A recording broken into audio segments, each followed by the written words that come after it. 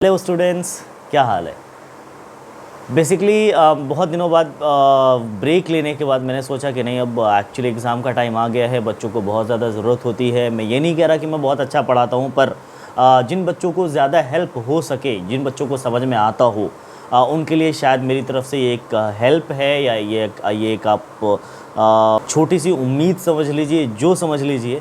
मैं स्टार्ट कर रहा हूँ अपने इस लेक्चर को। क्लास 12th का फर्स्ट चैप्टर फिज़िक्स का मैं लेके आ गया हूँ, दैट इज़ इलेक्ट्रोस्टैटिक्स, राइट, या फिर हम उसको कहते हैं इलेक्ट्रिक चार्जेस एंड फील्ड। तो चूँकि ये इलेक्ट्रिक चार्जेस की बात इसमें की गई है, तो सबसे पहले हम लोग चार्ज के बारे में जो भी चीज़ें हैं वो सब अच्छे से समझ लेते हैं। जो हमने पहले जब हम छोटे थे, यानी 9th क्लास में जब हमने पढ़ा था चार्जेस के बारे में, तो उसमें, या 10th क्लास में हमने जो चार्जेस के बारे में पढ़ा था, तो उसमें जो चार्जेस की जो नॉलेज थी वो बहुत ही ज़्यादा बहुत श्रिंक करके दिया गया था। बहुत छोटा नॉलेज था चार्ज के बारे में। यहाँ पर हम लोग चार्जेस के बारे में थोड़ा सा अच्छे से देखेंगे। आप सबको पता होगा कि चार्जेस होते क्या, मैं फिर भी बता देता हूँ एक बार। चार्ज का मतलब होता है properties, right, properties of any matter, किसी भी मैटर की वो प्रॉपर्टीज़ जिसकी वजह से वो किसी दूसरे मैटर पे फोर्स लगाना स्टार्ट कर देता है, राइट। या फिर हम उसको ऐसे कह सकते हैं कि charge is the intrinsic property of any matter. अब यहाँ पे इंट्रिंसिक का मतलब क्या है? इंट्रिंसिक का मतलब है कि बच्चों, हम चार्ज को देख नहीं सकते, हम चार्ज को ऑब्जर्व नहीं कर सकते, तो इसलिए इसको कहा गया इंट्रिंसिक। अंदर की प्रॉपर्टी किसी भी मैटर की, किसी भी पार्टिकल्स की एक अंदर की प्रॉपर्टी जिसको हम लोग देख नहीं सकते बाज़ाफ्ता, तो इसको हम कहते हैं जनरली चार्ज। तो अब चार्ज के बारे में लोग देखेंगे, इसकी SI यूनिट क्या होती है, इसकी SI यूनिट होती है कूलम। आपने कूलम एक्चुअली साइंटिस्ट का नाम है, तो उन्होंने अपने नाम पे इसकी SI यूनिट रख दी थी, कूलम, COULMB, राइट। तो मैं इसको थोड़ा सा लिख देता हूँ। चार्जेस की जो SI यूनिट होती है वो क्या होती है? कूलम, जिसको हम लोग C से डिनोट करते हैं, राइट बच्चों। जैसे फॉर एग्जाम्पल कहीं पे लिखा हुआ है 5 कूलम, इसका मतलब है किसकी वैल्यू है? ये चार्ज की वैल्यू है, और चार्ज को डिनोट किया जाता है बच्चों Q से। तो Q की वैल्यू कितनी हो गई? 5 कूलम, राइट। जैसे हम लोग कहीं पर पढ़ते हैं 5 मीटर लिखा होता है, तो एक्चुअली किसकी वैल्यू होती है? ये डिस्टेंस की वैल्यू होती है, राइट। इसी तरह से Q की वैल्यू कितनी है? 5 कूलम है। तो हम कूलम क्या होता है? What is coulomb? Coulomb is the SI unit of the charges, right. अब हम बात करते हैं कि सर चार्ज का, किसी बॉडी पर चार्ज आता कैसे है, राइट। तो उससे पहले उसके लिए हम थोड़ा सा पीछे चलते हैं, यानी कि हम चलते हैं 9th क्लास में और देखते हैं कि चार्ज की कहानी वहाँ पर क्या थी। किसी बॉडी पर, यानी किसी पार्टिकल पर चार्ज आता कैसे है, किसी मैटर पे चार्ज आता कैसे है, और किस तरीके से आता है, वो भी मैं आपको एक्सप्लेन करूँगा। पहले समझ लेते हैं चार्ज का एक बेसिक सा कॉन्सेप्ट, राइट। चार्ज की जो कहानी शुरू हुई थी बच्चों, वो हुई थी क्लास 9th में। इवन आपने उससे पहले भी पढ़ा होगा, बट क्लास 9th में बेसिकली यहाँ से अच्छे से जो है एक्सप्लेन किया गया था। तो क्लास 9th में जो है हमने पढ़ा था एटम के बारे में। आपने सुना ही होगा कि एटम क्या है। एटम आपने सुना होगा इंडिविजिबल पार्टिकल्स, ऐसा पार्टिकल होता है सर जो डिवाइड नहीं हो सकता, राइट। लेकिन फिर हमने पढ़ा था कि एटम के अंदर भी बहुत सारे पार्टिकल्स पाए जाते हैं, और आपने सुना था कि एटम जो होता है उसके बीच में एक न्यूक्लियस होता है, न्यूक्लियस के अंदर 2 पार्टिकल्स होते हैं, और न्यूक्लियस के बाहर यानी कि ऑर्बिट्स में, एटम के ऑर्बिट्स में एक पार्टिकल होता है जिस पर नेगेटिव चार्जेस होते हैं। आपने ये सुना होगा, राइट। उनको कहा जाता है इलेक्ट्रॉन। न्यूक्लियस के अंदर जो होता है वो होता है प्रोटॉन और न्यूट्रॉन्स पाए जाते हैं, राइट। अब ये जो 3 पार्टिकल के मैंने नाम लिए अभी, जो एटम के अंदर है, इलेक्ट्रॉन, प्रोटॉन्स एंड न्यूट्रॉन्स, ये है क्या? इनको कहा जाता है सब एटॉमिक पार्टिकल्स, यानी एटम के अंदर पाए जाने वाले पार्टिकल्स, जिसमें इलेक्ट्रॉन्स कहाँ होते हैं? ऑर्बिट में रोटेट कर रहे होते हैं। प्रोटॉन्स एंड न्यूट्रॉन्स कहाँ होते हैं? वो न्यूक्लियस ऑफ द एटम में प्रेजेंट होते हैं। अब मैं आपको ये भी बता दूं, साथ में पता होगा लेकिन फिर भी जल्दी से इसको खत्म करते हैं। इलेक्ट्रॉन पे नेगेटिव चार्ज होता है, प्रोटॉन पे पॉजिटिव चार्ज होता है, एंड न्यूट्रॉन पे कोई चार्ज नहीं होता, राइट।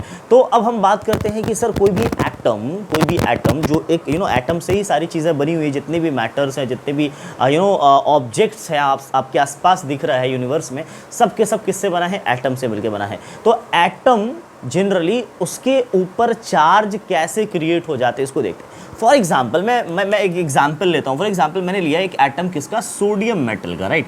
आपको पता होगा सोडियम का सिंबल क्या होता है? Na होता है। एटॉमिक नंबर क्या होता है इसका? 11 होता है, एटॉमिक नंबर 11। इसका कॉन्फ़िगरेशन क्या होता है? 281, यानी कि 2 इलेक्ट्रॉन K शेल में, L शेल में 8 एंड M शेल में 1, यानी कि लास्ट में 1 इलेक्ट्रॉन है बच्चों, राइट। अच्छा, अब ये क्या करेगा? सोडियम जनरली हर एटम अपने आप को ना अपना ऑक्टेट कंप्लीट करना चाहता है। वो ये चाहता है कि मेरे लास्ट शेल में 8 इलेक्ट्रॉन हो जाए, तो इसके लास्ट शेल में 1 इलेक्ट्रॉन है, तो ये क्या चाहेगा कि यहाँ पर 8 हो जाए। वो 8 लेने के लिए क्या कर सकता है, तो इसके पास 2 ऑप्शन है, या तो ये किसी से 7 इलेक्ट्रॉन ले ले या अपना 1 इलेक्ट्रॉन का ये त्याग कर दे, यानी कि 1 इलेक्ट्रॉन किसी को दे दे। तो इसके लास्ट में कितना बचेगा, 8 इलेक्ट्रॉन बचेगा, राइट। तो अब आप खुद बताओ कि कौन सी चीज़, कौन सा ऑप्शन इसमें इजी है सोडियम के लिए। तो ऑब्वियसली 1 इलेक्ट्रॉन लूज करना आसान है, तो ये क्या करेगा, अपना 1 इलेक्ट्रॉन लूज करेगा। अब हमने ये भी पढ़ा होगा कि किसी भी एटम में जो बच्चों नंबर ऑफ, ध्यान देना प्लीज सब लोग, नंबर ऑफ इलेक्ट्रॉन वो हमेशा इक्वल होते हैं नंबर ऑफ प्रोटॉन के, इसलिए कहा जाता है कि कोई भी एटम जो होता है वो इलेक्ट्रिकली न्यूट्रल होता है। मतलब जितने 10 नेगेटिव तो 10 पॉजिटिव चार्ज एक दूसरे को कैंसिल आउट कर देंगे, तो पूरे एटम पे कितना चार्ज बचा, 0 चार्ज। इसलिए कहा जाता है कि एटम इलेक्ट्रिकली न्यूट्रल होते हैं, राइट। तो number of electron is equal to number of proton. अब मेरी बात फिर से यहाँ पर ध्यान से सुनो कि 281 किसका कॉन्फ़िगरेशन है, सोडियम का। सोडियम अपना ऑक्टेट कंप्लीट करने के लिए कितना इलेक्ट्रॉन लूज करने वाला है, 1 इलेक्ट्रॉन लूज करने वाला है। अब मुझे बताओ कि अभी सोडियम के पास कितने इलेक्ट्रॉन है बच्चों, 11 इलेक्ट्रॉन है। कितनी प्रोटॉन है बच्चों, 11 प्रोटॉन। जो उसका एटॉमिक नंबर होता है ना, वही इलेक्ट्रॉन होता है, वही प्रोटॉन होता है, राइट। तो कहने का मतलब है कि 11 इलेक्ट्रॉन है, 11 प्रोटॉन है। अगर इसने 1 इलेक्ट्रॉन किसी को दे दिया तो इसके पास इलेक्ट्रॉन्स कितने बचे, तो अब जो बच्चों इसके पास इलेक्ट्रॉन बचेगा वो बचेगा 10। लेकिन अगर हम बात करें इसकी, अगर मैं इसको इरेज कर दूं थोड़ा सा, इलेक्ट्रॉन के लिए मैं नेगेटिव चार्ज लगा दूं, इलेक्ट्रॉन 10 बचे, लेकिन प्रोटॉन कितने बचे बच्चों। क्या इसने प्रोटॉन दिया किसी को, नहीं, इसने इलेक्ट्रॉन दिया है। इसलिए इसके पास जो प्रोटॉन है वो अभी भी बच्चों कितने हैं, 11 है, यानी 11 प्रोटॉन है और प्रोटॉन पे पॉजिटिव चार्ज होता है। अब मुझे आप बताओ कि अगर मैं टोटल चार्ज की बात करूं, टोटल चार्ज कितना है इस एटम पर, सोडियम एटम पे, तो आप बोलोगे सर 11 माइनस 10, यानी कि कितने चार्ज हो गए, +1 कूलम्ब का चार्ज है अभी इसके ऊपर। अभी मैं कूलम्ब नहीं लगाता हूँ चलेगा, लेकिन +1 का चार्ज है सर अभी उसके ऊपर। मतलब हम कह सकते हैं कि जो एटम है सर, सोडियम एटम, वो पॉजिटिवली चार्ज हो चुका है। क्या मैं कह सकता हूँ ऐसा, राइट, एग्जैक्टली। तो ये जनरली इस तरह से हम कह सकते हैं कि कोई भी एटम चार्ज हो जाता है। ऐसे ही कोई मैं नॉन मेटल उठा लूँ, जैसे ऑक्सीजन है, तो ऑक्सीजन का कॉन्फ़िगरेशन कितना होता है बच्चों, एटॉमिक नंबर होता है 8, कॉन्फ़िगरेशन होता है 2,6। अब इसके पास 8 इलेक्ट्रॉन कंप्लीट करने के लिए क्या है बताओ, तो ये 2 इलेक्ट्रॉन किसी से लेगा, 6 इलेक्ट्रॉन दे नहीं सकता किसी को, it is not easy. So that is why it will gain 2 electrons from other atom और we can say metal, so that it can complete its octet। Okay बेटा, तो अब क्या होगा जब ये 2 इलेक्ट्रॉन लेगा किसी से, तो क्या होगा, इसके ऊपर अभी कितने इलेक्ट्रॉन्स कितने हैं, 8, यानी कि सर 8 इलेक्ट्रॉन हैं और 8 प्रोटॉन है इसके पास, एटॉमिक नंबर 8 है सर इसीलिए। अच्छा सर, ओके। अच्छा, कितने इलेक्ट्रॉन लेने वाला है बच्चों, ये कितने इलेक्ट्रॉन लेने वाला है, 2 इलेक्ट्रॉन लेने वाला है बच्चों। जब ये 2 इलेक्ट्रॉन लेगा तो इलेक्ट्रॉन टोटल कितने हो जाएंगे इसके ऊपर। अब आप बात करो कि इलेक्ट्रॉन अब जो हो जाएंगे 6 और 2 8 और 2 10, यानी कि टोटल 10 इलेक्ट्रॉन हो जाएंगे। लेकिन प्रोटॉन अब भी कितने बच्चों, इसने प्रोटॉन थोड़ी ना लिया है, इसने तो इलेक्ट्रॉन लिया है, तो अभी प्रोटॉन कितने हैं, 8 है, तो प्रोटॉन पे पॉजिटिव चार्ज होता है, 8 लिया। बताओ बच्चों टोटल चार्ज कितना है इस एटम पे, अभी टोटल चार्ज है बच्चों 8 माइनस 10, दैट इज -2। इसका मतलब है बच्चों कि अब जो ऑक्सीजन है वो नेगेटिवली चार्ज हो चुका है। मतलब एटम इसी तरह से अपने आप को चार्ज, चाहे वो नेगेटिवली चार्ज हो चाहे वो पॉजिटिवली चार्ज हो, करते हैं। आई होप आपको ये 9th क्लास की जो बेसिक सी चीज़ें हैं वो समझ में आ गई होंगी। अब हम आगे की तरफ थोड़ा सा प्रस्थान करते हैं, प्रोसीड करते हैं कि सर चार्ज के बारे में, कि कोई भी मैटर है, जैसे ये तो सर एटम की बात हो गई, नहीं तो सर बिल्कुल एक न्यूक्लियर लेवल की बात हो गई, बहुत ही माइक्रोस्कोपिक लेवल की बात हो गई। अब थोड़ा सा हम बात करते हैं जब मैटर की बात आती है, जैसे हमने शायद ये ऑब्जर्व किया होगा कि कंघे को जब बाल में रब करते हैं या टॉवल में रब करते हैं तो छोटे छोटे पेपर को चिपकाना स्टार्ट कर देता है, ट्रैक करना स्टार्ट कर देता है। बलून को रब करते हैं बालों में तो वो दीवार पे चिपक जाता है। ऐसा क्यों होता है, तो यही सारी चीज़ें भी हम लोग देखेंगे, यानी कि how can we charge any substance, any matter, any object, right. तो इसके ना 3 तरह, 3 वेज हैं, 3 तरीके हैं जिससे हम किसी भी मैटर को चार्ज कर सकते हैं, चाहे वो बैलून हो, चाहे वो कंघा हो, चाहे वो कुछ भी हो, एनी सब्सटेंस, राइट। उसको हम 3 तरीके से चार्ज कर सकते हैं। क्या क्या है सर, पहला, सबसे पहला है कि बाय रबिंग, सबसे पहला है, मैं थोड़ा सा लिखते भी चलता हूं ताकि आप लोग एक शॉर्ट नोट बना सको और एग्जाम में आप क्विक प्रिपरेशन कर सको, राइट। तो चलिए थोड़ा सा इसको लिखते भी चलते हैं। So ways to charge the body, जिसमें फर्स्ट वे क्या है बच्चों, जिसमें फर्स्ट वे है, the first way is what, by rubbing. यानी कि हम एक ऑब्जेक्ट को दूसरे ऑब्जेक्ट में रब करके हम क्या कर सकते हैं, चार्ज कर सकते हैं। जैसे एक कंघा लिया, कंघी को ऐसा रब किया, या तो बाल में कर लो या टॉवल में कर लो। रब करने के बाद आप छोटे छोटे छोटे छोटे पेपर को ऐसे चिपकाना स्टार्ट करोगे, पेपर डांस करना स्टार्ट कर देते हैं, राइट। तो वो चिपकना स्टार्ट कर देते हैं एक्चुअली, राइट, उसमें कंघे में। कि तो सर समझ आ गया, लेकिन सर हुआ क्या, कैसे चार्ज हो रहा है ये, इसको हम कैसे समझें, ये समझते हैं। चलिए इसको समझते हैं। तो मान लो कि जो हमारा कंघा है, जो कॉम्ब है जनरली, तो उसको हमने रब किया अपने बाल में या अपने टॉवल में रब किया। जैसे ही मैंने रब किया अपने टॉवल में, तो क्या होगा कि वो टॉवल से कुछ इलेक्ट्रॉन्स अपने अंदर ले लेगा, यानी कि इसके ऊपर नेगेटिव चार्ज क्रिएट हो जाएगा। मान लो ये कॉम्ब है, थोड़ी देर के लिए मान लेते हैं ये कॉम्ब है, कंघा है, तो इसको जैसे ही रब किया हमने टॉवल पे, तो क्या होगा, इसके ऊपर नेगेटिव चार्ज आ गया। जैसे ही इसके ऊपर नेगेटिव, यानी कि नेगेटिवली चार्ज हो गया। ये नेगेटिवली चार्ज होने का क्या मतलब है, इसने इलेक्ट्रॉन्स ले लिए होंगे किसी से। तो जब ये नेगेटिवली चार्ज हो गया और अब मैं इस कंघे को जाके चिपका रहा हूँ किसमें, उस पेपर्स के छोटे छोटे टुकड़ों में। अब आप बताओ, क्या पेपर के टुकड़ों में एटम नहीं पाया जाता? पाया जाता है सर, बिल्कुल, हर चीज़ में एटम पाया जाता है। लेकिन आप बताओ मुझे, इसके ऊपर बहुत ज़्यादा नेगेटिव चार्जेस हैं। इसके कंपैरिजन में वो जो पेपर के छोटे छोटे टुकड़े हैं उसके ऊपर नेगेटिव चार्जेस कम हैं, मतलब पॉजिटिव चार्जेस, यानी कि इसके कंपैरिजन में वो जो छोटे छोटे पेपर्स हैं वो पॉजिटिवली चार्ज हैं। अब आप खुद सोचो, आपने बचपन में पढ़ा होगा कि नेगेटिव एंड पॉजिटिव चार्ज के बीच में क्या होता है बच्चों, अट्रैक्शन होता है। तो जैसे ही हम इसको लेके जाएंगे उन पेपर्स के पास, तो अब क्या होगा, नेगेटिव चार्जेस पॉजिटिव चार्जेस को अट्रैक्ट करना स्टार्ट करते हैं, इसलिए वो पेपर छोटे छोटे पेपर्स को जो कॉम्ब है, सॉरी, छोटे छोटे पेपर्स को अट्रैक्ट करना स्टार्ट कर देते हैं। अब बात करते हैं बैलून्स की। तो बैलून को जैसे हमने बाल में रब किया, जैसे ही बाल में रब करते हैं, बैलून को जाके ऐसा जाके दीवार पे ऐसे चिपकाते हैं, तो वो चिपक जाता है। क्यों? क्योंकि वही बात अगेन कि जब रब किया हमने बैलून को, तो बैलून के अंदर आ गए नेगेटिव चार्जेस, एंड जब बैलून के अंदर नेगेटिव चार्जेस आए, तो इसके कंपैरिजन में, बैलून के कंपैरिजन में जो वॉल है वो पॉजिटिवली चार्ज्ड है, राइट। तो हम जैसे ही जाके चिपकाते हैं इसके ऊपर, तो वो अट्रैक्ट करके चिपक जाता है। पर क्वेश्चन एक अराइज होता है जो आपके माइंड में भी आ रहा होगा शायद, कि क्वेश्चन ये होता है कि सर हमें ये कैसे पता चलेगा, हम कैसे मान लें कि आपने कॉम्ब को रब किया, आपने बैलून को रब किया, तो बैलून को रब करने के बाद जो है उस पर नेगेटिव ही चार्ज क्यों आ रहा है, पॉजिटिव चार्ज क्यों नहीं आ रहा, ठीक है, या फिर किसी ऑब्जेक्ट पे पॉजिटिव ही चार्ज क्यों आता है। तो जनरली इसको समझने के लिए मैं आपको एक चीज़ बताने वाला हूँ। क्या है वो चीज़? एक्चुअली क्या है ना कि जितने ऑब्जेक्ट्स हैं, जितने बॉडीज़ हैं हमारे आसपास, राइट, हमारे आसपास जितने भी ऑब्जेक्ट्स हैं, उन सब के पास ना, किसी के पास इलेक्ट्रॉन को लूज़ करने की एबिलिटी है, तो किसी के पास इलेक्ट्रॉन को गेन करने की एबिलिटी है। कुछ ऑब्जेक्ट्स को आप रब करोगे तो इलेक्ट्रॉन लूज़ करेगा, कुछ ऑब्जेक्ट्स हैं जिसको आप रब करोगे तो इलेक्ट्रॉन गेन करेगा। आप सोचो कोई ऑब्जेक्ट है, सो फॉर एग्जाम्पल मेरे पास ये ऑब्जेक्ट है, इसको मैं अगर रब कर रहा हूँ और इसकी एबिलिटी है हमेशा इलेक्ट्रॉन को लूज़ करने की। अब आप खुद बताओ कि जब इलेक्ट्रॉन लूज़ करना स्टार्ट कर देगा तो इसके पास कौन से चार्ज ज़्यादा रह जाएंगे? तो ऑब्वियसली इसके पास पॉजिटिव चार्ज ज़्यादा रह जाएंगे, इलेक्ट्रॉन्स निकल जाएंगे। तो जब ये पॉजिटिव चार्ज इसके पास ज़्यादा हो जाएगा तो इसको हम बोलने लगेंगे this is positively charged body, right. इसी तरह से अगर इसके पास नेगेटिव चार्ज, यानी कि इलेक्ट्रॉन गेन करने की एबिलिटी ज़्यादा होगी, तो जब ये इलेक्ट्रॉन गेन, जब रब करेंगे इलेक्ट्रॉन गेन कर रहा है, जब इलेक्ट्रॉन के पास बहुत ज़्यादा हो जाएगा तो आप खुद सोचो, इलेक्ट्रॉन के कंपेरिजन में प्रोटॉन जो है वो कम हो गया, मतलब पॉजिटिव चार्ज कम हो गया, तो इसके ऊपर ओवरऑल कौन सा चार्ज आ गया? नेगेटिव चार्ज आ गया। इसलिए हम इसको कहने लगते हैं नेगेटिवली चार्ज बॉडी, राइट। इसी तरह से जनरली बहुत सारे ऐसे ऑब्जेक्ट्स हैं जिसके पास इलेक्ट्रॉन गेन करने की एबिलिटी, तो किसी के पास इलेक्ट्रॉन को लूज करने की एबिलिटी है। जैसे हमें इंसानों में होता है ना कि कुछ हमेशा लेना चाहते हैं, लेना पसंद करते हैं चीज़ों को, पैसा हो, खाना हो, जो भी चीज़ें हैं। लेकिन कुछ लोग ऐसे होते हैं जो दानवीर होते हैं, जो डोनेट ज़्यादा करते हैं, वो जो देना पसंद करते हैं, राइट, लोगों को बांटना पसंद करते हैं। तो जनरली हम इस तरह से कह सकते हैं कि ह्यूमन नेचर की तरह ही कुछ इस तरह के ऑब्जेक्ट्स के अंदर नेचर होता है कि हमेशा इलेक्ट्रॉन को लूज करना चाहते हैं या गेन करना चाहते हैं। और इसी तरह से दैट इज़ हाउ कि हम किसी भी बॉडी को रबिंग के थ्रू कैसे चार्ज कर सकते हैं। आई होप आपको ये समझ में आ गया होगा।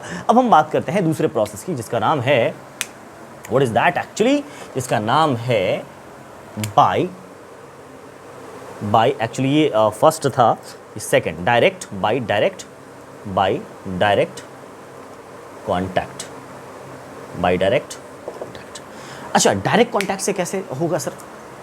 ठीक हो, मैं आपको बताता हूँ। अब डायरेक्ट कॉन्टैक्ट में बॉडी चार्ज कैसे होता है? जैसे फॉर एग्जांपल मैं एग्जांपल लेता हूँ, ये मान लो एक बॉडी है जो पॉजिटिवली चार्ज है, राइट, इसके ऊपर ना पॉजिटिव चार्ज है, मतलब इसके ऊपर प्रोटॉन्स बहुत ज़्यादा है, और ये जो बॉडी है इस पर चार्ज बिल्कुल नहीं है, मतलब ये न्यूट्रल बॉडी है, राइट। तो जब मैं इस बॉडी को, जिस पर पॉजिटिव चार्ज बहुत ज़्यादा है, अगर उस बॉडी को मैं इसके क्लोज लाऊंगा, यानी कि क्लोज नहीं बल्कि इसको मैं कांटेक्ट में लाऊंगा, तो क्या होगा बच्चों कि इसको ऊपर से पॉजिटिव चार्ज ट्रांसफर हो जाएंगे इसके ऊपर, यानी कि ये डिस्ट्रीब्यूट कर देगा अपने पॉजिटिव चार्ज इस न्यूट्रल बॉडी के ऊपर, और फाइनली ये जो न्यूट्रल बॉडी है वो भी क्या हो जाएगा, पॉजिटिवली चार्ज हो जाएगा। तो कहने का मतलब हम ऐसा कह सकते हैं कि जो डायरेक्ट कॉन्टैक्ट प्रोसेस है, इस प्रोसेस में बॉडी अपने ही जैसे चार्ज ट्रांसफ़र कर देते हैं दूसरी बॉडी में, राइट, उसके कॉन्टैक्ट में आते ही, मतलब सिमिलर चार्ज ट्रांसफ़र होते हैं, हम कह सकते हैं ऐसा, राइट, डायरेक्ट कॉन्टैक्ट में आते ही।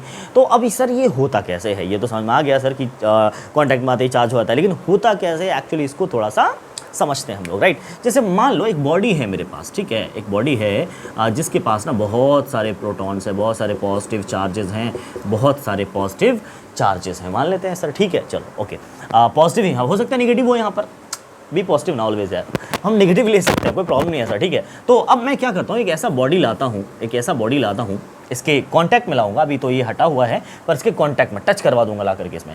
जैसे ही मैं इस बॉडी को, जिस पर बहुत ज़्यादा पॉजिटिव चार्जेस हैं, जैसे ही इस बॉडी को मैं इसके कांटेक्ट में लाऊंगा बच्चों, तो क्या होगा, कांटेक्ट में आने के टच कर गया, कांटेक्ट में आने का मतलब कि ये टच कर गया है। तो जैसे ही कांटेक्ट में लाऊंगा तो क्या होगा बच्चों, ध्यान से देखना, क्योंकि ये मैंने पहले ही बताया कि न्यूट्रल बॉडी है। न्यूट्रल बॉडी का मतलब है कि इसके ऊपर बेटा चार्ज कोई भी नहीं है, मतलब जीरो चार्ज है। क्यों भाई? क्योंकि जितने इलेक्ट्रॉन्स उतने ही प्रोटॉन्स, मतलब जितने नेगेटिव चार्ज उतने ही पॉजिटिव चार्ज, यानी 10 इलेक्ट्रॉन है 10 प्रोटॉन एक दूसरे को कैंसिल आउट करेगा, मतलब चार्ज ही नहीं बचेगा सर इसके ऊपर। तो क्या होगा, अब लेकिन इसका ये मतलब तो नहीं कि इसके अंदर इलेक्ट्रॉन नहीं है, इसके अंदर प्रोटॉन नहीं है भाई, इलेक्ट्रॉन प्रोटॉन तो वो तो अलग बात है कि इक्वल है सर, इक्वल होने की वजह से एक दूसरे को कैंसिल आउट कर देता है। तो मैंने बोला कि एक न्यूट्रल बॉडी है, जब ये इसके कांटेक्ट में आएगा तो इसके अंदर जितनी इलेक्ट्रॉन्स हैं, इलेक्ट्रॉन्स, उसके अंदर खलबली मच जाएगी।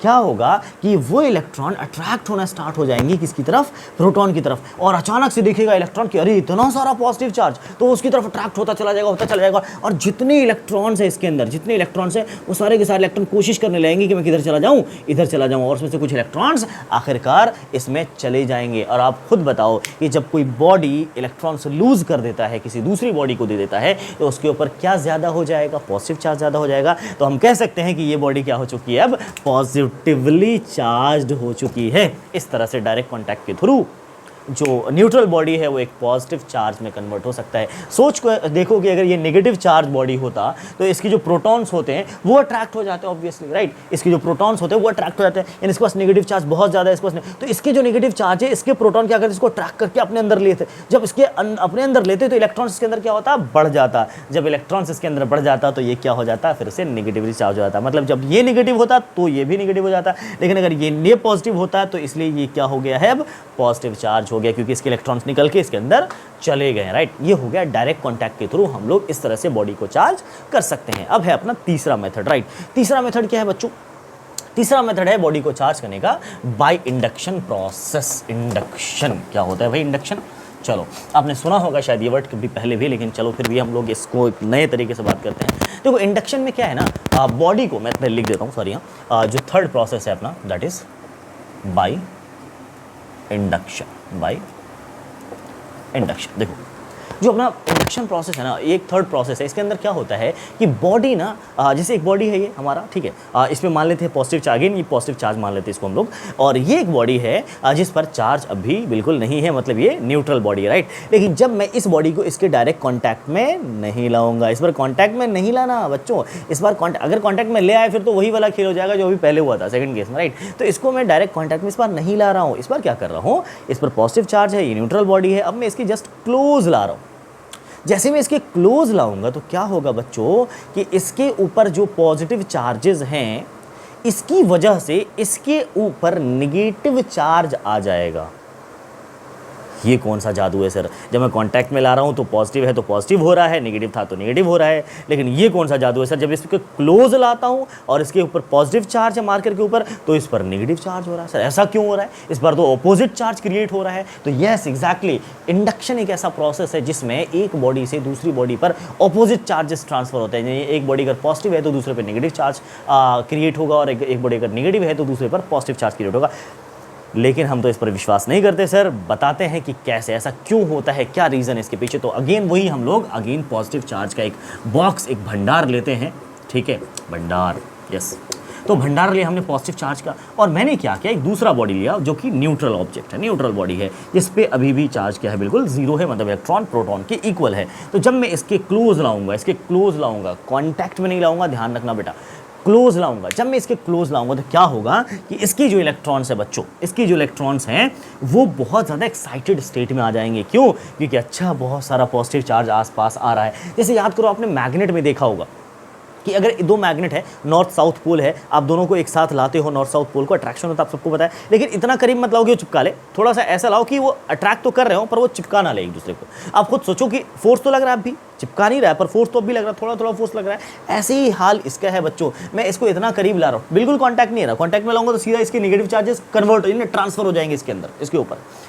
लेकिन मैं क्या कर रहा हूँ, मैं कांटेक्ट में नहीं ला रहा, मैं जस्ट क्लोज ला रहा हूँ। जब क्लोज लाऊंगा तो इस न्यूट्रल बॉडी के जो बच्चों नेगेटिव चार्जेस हैं, इस न्यूट्रल बॉडी की जो नेगेटिव चार्जेस हैं वो एक्साइटेड स्टेट में आकर के इधर की तरफ शिफ्ट होना शुरू हो जाएंगे, और जो इस न्यूट्रल बॉडी की जो पॉजिटिव चार्जेस हैं बच्चों वो इधर सेपरेट होना शुरू हो जाएंगे, क्योंकि रिपल्शन स्टार्ट हो जाता है इनके और इनके बीच। तो ये इधर शिफ्ट होना शुरू हो जाएंगे, इधर शिफ्ट होना शुरू हो जाएंगे, राइट, इधर शिफ्ट होना, और जितने नेगेटिव चार्जेस है वो इस तरफ शुरू होना, मतलब ये शिफ्टिंग हो जाएगी चार्जेस की। अब आप मुझे ये बताओ कि इस बॉडी की वजह से इस ऑब्जेक्ट के जो न्यूट्रल है, इस ऑब्जेक्ट के इस पार्ट में कौन सा चार्ज इंड्यूस हुआ, आप मुझे बता सकते हो? यस एग्जैक्टली, क्योंकि सर ये नेगेटिव चार्ज है, इस एंड पे नेगेटिव चार्ज क्रिएट हो गया है सर। इस पॉजिटिव चार्ज बॉडी की वजह से इस बॉडी पर क्या आ गया है, नेगेटिव चार्ज क्रिएट हो गया है, यानी कि ये नेगेटिवली चार्ज्ड बॉडी बन गया है। इस पार्ट में अगर देखा जाए तो ये कैसा है, नेगेटिव चार्ज बॉडी है। और हम कह सकते हैं कि इस तरह से हम एक बॉडी को दूसरे बॉडी की जस्ट क्लोज ला करके ऑपोजिट चार्ज ट्रांसफ़र कर सकते हैं। तो ये था अपना चार्जेस बाय इंडक्शन। हमने देख लिया कि किस तरह से एक बॉडी दूसरे बॉडी को चार्ज कर सकता है, राइट।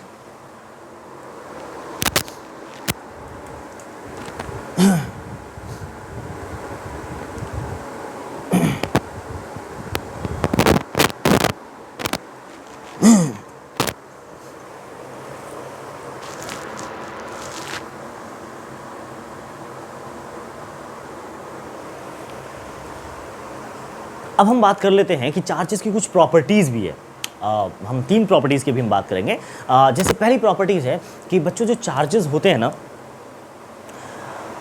वो एडिटिव नेचर के होते हैं। जो चार्जेस होते हैं ना वो एडिटिव नेचर के होते हैं, मतलब हम चार्ज को एक अल्जेब्रिक सम कर सकते हैं चार्ज का, राइट। फॉर एग्जांपल एक सिस्टम है मेरे पास, उस सिस्टम में बहुत सारे चार्जेस हैं, 2 कूलम, 4 कूलम, 10 कूलम, -4 कूलम, तो इतने सारे चार्जेस हैं। तो मैं अगर टोटल चार्ज फाइंड करना चाहूँ सिस्टम का तो क्या करूँगा, मैं जितने चार्जेस होंगे -4 +2 +3 +5 -3 है ना, जो भी है सबको मैं क्या करूँगा, ऐड कर दूंगा, अल्जेब्रिक सम कर दूंगा, और जो भी निकल के आएगा that will be the total charge on that body. मतलब हम इसको लिख भी लेते हैं साथ में ताकि आपके पास एक शॉर्ट नोट बन सके, ताकि आप एग्जाम के टाइम पे क्विक रिवीजन कर सको। ओके, तो चलते हैं हम लोग properties of the charges, right.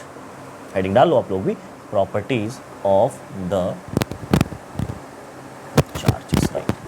कोई डेफिनेशन अगर मैं रैंडमली ऐसा बोलूँ ना आप लोगों को, कोई डेफिनेशन अगर मैं ऐसे बोलूँ, मैं लिख नहीं पाता हूँ उसको, अगर उस चीज़ को, तो आप प्लीज़ वीडियो को पॉज करके या वीडियो को स्लो करके या वीडियो को जैसे भी हो आप उसको लिख लिया करो, ताकि आपके पास एक नोट्स भी बन जाएगा, राइट। चलिए, तो प्रॉपर्टीज़ ऑफ चार्ज में पहला क्या है बच्चों, पहला है कि चार्ज जो होते हैं बच्चों वो एडिटिव नेचर के होते हैं, राइट। चार्ज एडिटिव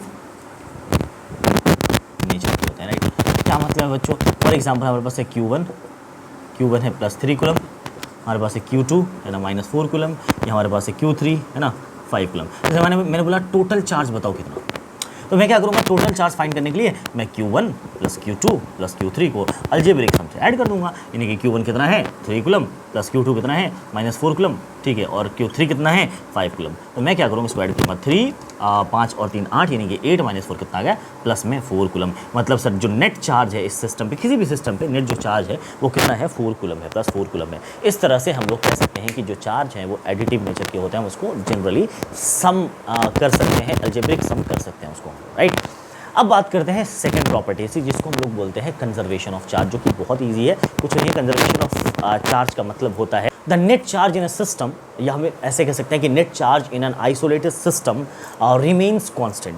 मतलब जो किसी भी एक सिस्टम है उसके अंदर जो नेट चार्ज होता है वो हमेशा कांस्टेंट होता है। फॉर एग्जांपल एक सिस्टम का टोटल चार्ज है 4 कूलम, तो मतलब उस सिस्टम के अंदर 4 कूलम ही चार्ज आएगा। अब जो फॉर एग्जांपल ये है, जैसे ये 3 कूलम है, ये -4 कूलम है, ये 5 कूलम है। अब इसको मैं क्या करूँ, कुछ भी कर दूँ, मैं इसको उल्टा सीधा कर दूँ, Q1 ले लूँ, मैं 2 कूलम ले लूँ, है ना, Q3 Q2 ले लूँ। मतलब इसको मैं इंटरचेंज नंबर को, न्यूमेरल वैल्यू चेंज कर सकता हूँ। मतलब चार्जेस ट्रांसफर अंदर हो सकते हैं, कि सिस्टम के अंदर चार्जेस का ट्रांसफर हो सकता है, पर उसका जो एक टोटल चार्ज होगा ना, टोटल चार्ज, हम उसको बोलेंगे कि that will be the constant. क्या मतलब है, इसको थोड़ा इजी लैंग्वेज में समझते हैं, ठीक है। जैसे फॉर एग्जांपल हम 5 दोस्त हैं, 5 फ्रेंड हैं हम लोग, और पांचों दोस्त के पास मिला के 50 रुपये हैं। किसी के पास 20 रुपये हैं, किसी के पास 10 रुपये हैं, किसी के पास 5 रुपये हैं, ऐसे करके पांचों दोस्त के पास मिला के टोटल कितने पैसे बच्चों, 50 रुपीज़, राइट। अब मैं क्या करता हूँ, हम लोग क्या करते हैं पांचों लोग, कि एक दूसरे के ना पैसे को है ना वो एक्सचेंज कर लेते हैं। जिसके पास 20 रुपये था उसके पास 5 रुपये हो गए, जिसके पास 5 रुपये तो उसके पास अब 20 रुपये हो गए, जिसके पास 30 रुपये थे उसके पास 10 रुपये हो गए, जिसके पास 10 रुपये थे मतलब इस तरह से हमने क्या किया, एक दूसरे से ना पैसे को एक्सचेंज कर लिया। अब मुझे आप बताओ कि अभी क्या टोटल पैसा जो हम लोगों के पास मिला के टोटल पैसा, उसमें कोई चेंज आएगा? बिल्कुल नहीं सर, क्योंकि आपने उतने ही पैसे को लेन देन इधर उधर कर दिया है, जस्ट आपने इंटरचेंज कर दिया है, लेकिन टोटल पैसे में कोई फर्क पड़ने वाला बच्चों नहीं है। इसी तरह से कंजर्वेशन ऑफ चार्ज होता है। मतलब अंदर सिस्टम के अंदर कितना भी चार्ज का उथल पुथल हो जाए, लेकिन टोटल चार्ज जो रहेगा सिस्टम का वो हमेशा कांस्टेंट रहेगा। इसी को बोलते हैं बच्चों कंजर्वेशन ऑफ चार्ज। स्टेटमेंट मैं बोल चुका हूँ, राइट। अब जो तीसरी प्रॉपर्टी बच्चों, उसको क्या बोलते हैं, वो बहुत ही इंपॉर्टेंट प्रॉपर्टीज एक्चुअली है, बहुत ही आसान पर बहुत इंपॉर्टेंट है। उसको बोलते हैं quantization of the charge, right. Second था अपना conservation of the charge, and third one is quantization of the charge. And what is the quantization of the charge? ठीक है, क्वांटाइजेशन का मतलब मैं इसको थोड़ा सा ऐसे समझता हूँ कि समझाता हूँ, सॉरी कि मान लो जो चार्ज होता है, आपको पता है कि आपने सुना भी होगा, 9th क्लास में पढ़ा भी होगा, 9th क्लास में, कि एक इलेक्ट्रॉन पे सबसे छोटा चार्ज होता है, मान लो दैट इज़ कितना होता है 1.6 × 10⁻⁹ कूलम, राइट। तो ये चार्ज किस पे होता है, एक इलेक्ट्रॉन पे होता है। तो क्वांटाइजेशन ऑफ चार्ज ये कहता है कि इस यूनिवर्स में जितने भी चार्जेस होंगे वो चार्ज हमेशा फंडामेंटल यूनिट ऑफ चार्ज के मल्टीपल में होगा। क्या मतलब है sir? Fundamental unit of charge के मल्टीपल में होगा। नहीं समझ आया सर? अब फंडामेंटल यूनिट ऑफ चार्ज है क्या? तो फंडामेंटल यूनिट ऑफ चार्ज है बच्चों एक इलेक्ट्रॉन पे पाया जाने वाला चार्ज, जिसको हम लोग ई से डिनोट करते हैं। इसको हम लोग क्या बच्चों कहते हैं? ई से डिनोट करते हैं। और क्वांटाइजेशन ऑफ चार्ज, इसको मैं लिख देता हूँ, क्वांटाइजेशन ऑफ चार्ज का क्या मतलब है? देखो, मैं ये मतलब है कि जो E है that is charge on one electron, तो इस अर्थ पे जितना भी नहीं, इस यूनिवर्स में जितने भी चार्ज है तो वो इसी के मल्टीपल में होगा। क्या मतलब है? देखो, अगर मैं नेट चार्ज की बात करूँ, टोटल चार्ज किसी सिस्टम पे पाया जाने वाला वो n टाइम्स ऑफ E होगा हमेशा, यानी कि E का ही मल्टीपल होगा। n क्या है? Number of what? Electrons, number of protons, कुछ भी हो सकता है ये, या नंबर ऑफ चार्जेस भी कह सकते हैं। E है charge on one electron, and Q है क्या है n बच्चों? n है what? Number of charges. Number of charges का क्या मतलब? इलेक्ट्रॉन, नंबर ऑफ प्रोटॉन, कुछ भी हो सकता है ये, ठीक है। Q क्या है? Net charge. Q क्या है? Net charge. Q क्या है? Net charge. और ये क्या है? Charge on one electron, charge on one electron, ठीक है। कितना होता है? 1.6 × 10⁻⁹, राइट। तो इतना चार्ज होता है। अब आप इसको थोड़ा सा और इजी वे में समझ सकते हो। फॉर एग्जांपल मैंने बोला कि एक बॉडी पर चार्ज है, मान लो फॉर एग्जांपल 1.6 × 10⁻⁹ कूलम चार्ज एक इलेक्ट्रॉन पे। अब अगर किसी एक बॉडी से, एक एटम से दूसरे एटम में चार्ज ट्रांसफ़र करना है तो ऑब्वियसली एक इलेक्ट्रॉन जाएगा या 2 इलेक्ट्रॉन जाएंगे। अगर एक इलेक्ट्रॉन जाएगा तो कितना चार्ज गया बताओ? इतना चार्ज गया सर। अगर 2 इलेक्ट्रॉन गए तो कितना चार्ज गया? इतना। इस 2 टाइम्स ऑफ दिस। 3 इलेक्ट्रॉन गया तो 3 टाइम्स ऑफ दिस। अब देखो ये जो 2 3 बोल रहा हूँ दैट इज n। 5 इलेक्ट्रॉन गए तो 5 टाइम्स ऑफ दिस। 3 इलेक्ट्रॉन आए तो 3 टाइम्स ऑफ दिस, यानी कि ये क्या है सर, ये E, this is E, this is what E. Okay, तो आपको थोड़ा समझ में आ रहा है क्या कहना चाह रहा हूँ मैं, कि इसी के मल्टीपल में चार्ज जा रहा है। क्या मैं कह सकता हूँ कि किसी एक बॉडी से दूसरी बॉडी पर आधे इलेक्ट्रॉन गए? आधा इलेक्ट्रॉन कहूँगा तो ये इसके मल्टीपल में चार्ज नहीं होगा फिर, राइट। फिर मैं इसका आधा करना पड़ेगा तब जाके इसके मल्टीपल में होगा, लेकिन ऐसा पॉसिबल है ही नहीं सर। ये आधे इलेक्ट्रॉन तो जाती ही नहीं किसी पर, इलेक्ट्रॉन से छोटा पार्टिकल है ही नहीं। मतलब कह सकते हैं हम लोग कि इलेक्ट्रॉन्स 1, 2 या 3 हमेशा इंटीजर्स में होते हैं सर एक्चुअली, राइट। मतलब पॉजिटिव इंटीजर्स में होते हैं, हम ऐसा कह सकते हैं कि हमेशा 1, 2 या 3, यानी इसी मल्टीपल में जनरली इलेक्ट्रॉन्स का ट्रांसफर होता है एक बॉडी से दूसरी बॉडी पर। तो हम इसको हम ऐसा समझ सकते हैं कि जैसे फॉर एग्जांपल आपके पास ना आपके पास घर में बहुत सारे पैसे हैं, ऐसा हो, मैं दुआ करता हूँ कि ऐसा हो जाए पर मैं ये कहता हूँ कि आपके घर बहुत सारे पैसे हैं और मान लो कि जितने पैसे हैं आपके वो 10-10 रुपीज़ के नोट हैं। कितने रुपीज़ के नोट है? 10-10 रुपये के नोट है। इसका मतलब है कि आपका जितने पैसे वो किसके मल्टीपल में है? वो 10 के मल्टीपल में है बच्चों, ठीक है। हो सकता है 10-10 के आपके पास 5 लाख नोट हो सकता है, 1 लाख नोट हो सकता है, कुछ भी हो, 1000 नोट हो, तो 10 के मल्टीपल में ही तो होगा वो। आप 100,000 मल्टीप्लाई बाई 10 ही तो करोगे टोटल अमाउंट निकालने के लिए। सो वो जो 10 के मल्टीपल मैंने बोला ना, दैट 10 का मल्टीपल इज दिस ई के मल्टीपल में हमेशा चार्जेस होते हैं, राइट। और जो मैंने बोला टोटल जो पैसा होगा ना, वो दैट टोटल पैसा इज टोटल क्यू, राइट। और जो मैंने 10 रुपये बोला ना, वो क्या वैल्यू है, इस ई की क्या वैल्यू है? वैल्यू है। जैसे मैंने 1000 बोला, 1000 10 के 1000 नोट है आपके पास, तो इसका मतलब एन की वैल्यू कितनी हो गई? 1000 हो गई। 10 के ना आपके पास 20 नोट है तो एन की वैल्यू 20 हो गई। 10 के आपके पास 1 लाख नोट है, एन की वैल्यू 1 लाख हो गई। समझ आ रही बात? इस तरह से जनरली हम लोग समझ सकते हैं क्वांटाइजेशन ऑफ चार्ज को। आई होप यहाँ तक की जो वीडियो है, यहाँ तक का जो आपको लेक्चर है वो समझ में आया होगा। मैं अब ये नहीं कहूँगा कि आप चैनल को लाइक करो, शेयर करो, सब्सक्राइब करो, आप पे मैं छोड़ता हूँ। अगर आपको अच्छा लगा है तो आप सब कुछ करोगे, नहीं अच्छा लगा तो कुछ मत करोगे, ठीक है। तो मिलते हैं हम लोग नेक्स्ट लेक्चर में। और नेक्स्ट लेक्चर अपना जो होने वाला है that will be on Coulomb's law, right. बहुत ही इंपॉर्टेंट टॉपिक है और मैं कोशिश करूँगा कि मैं बहुत जल्द वीडियो लाऊँ, ताकि एग्जाम जो है वो बहुत करीब है और मैं इंपॉर्टेंट टॉपिक्स को कवर करने की कोशिश करूँगा, खास करके इस चैप्टर में, चैप्टर 1 एंड चैप्टर 2 में। सीक्वेंस स्टार्ट किया है, देखो आप लोग भी दुआ करो कि मैं इसको कंटिन्यू कर सकूं आगे तक। एंड मिलते हैं हम लोग नेक्स्ट लेक्चर में। थैंक यू सो मच, मेहनत से पढ़ते रहिए, एग्जाम है आपका तो best of luck. Thank you so much, thanks lot.